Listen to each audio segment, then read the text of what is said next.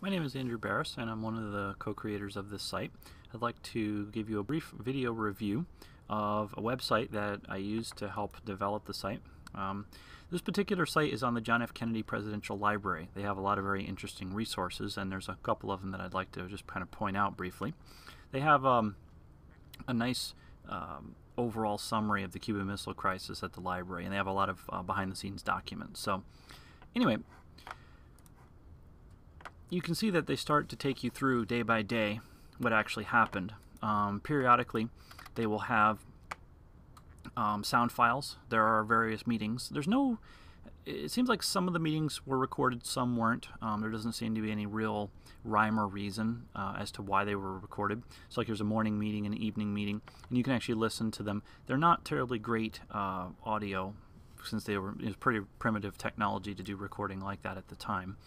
One of the most interesting things I found about the site as I was going through it is they have lots of little things on there that you don't really hear in the main accounts. So you have various documents. This is like a document prepared by I think Theodore what's his name, Sorensen, and he talked about the different options that were available to the president, and that's who favors what in the XCOM Council.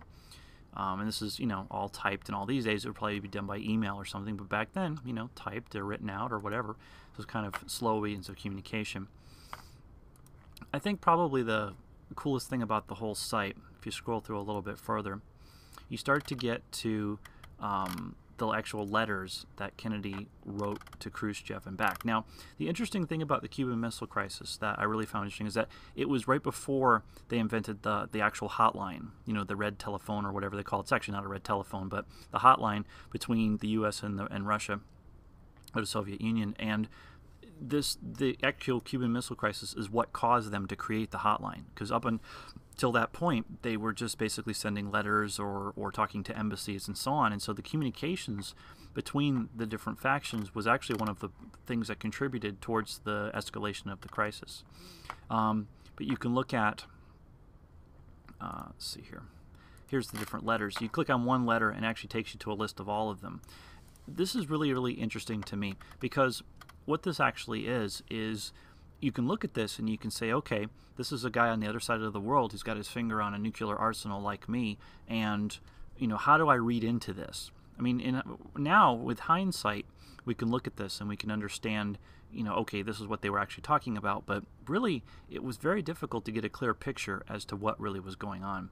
And so there are several letters in here that are very interesting and somewhat historically significant. There's a letter down towards the bottom, which,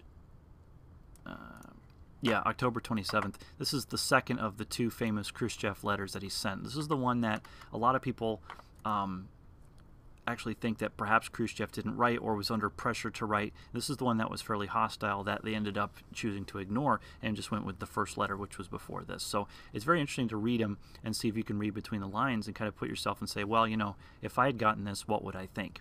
And you got to remember that millions of lives could hang in the balance. So overall, the site itself is quite interesting and has a lot of useful information. A couple of pictures, although not really a huge amount of pictures, but you can see it's really just an insight into how this process actually worked.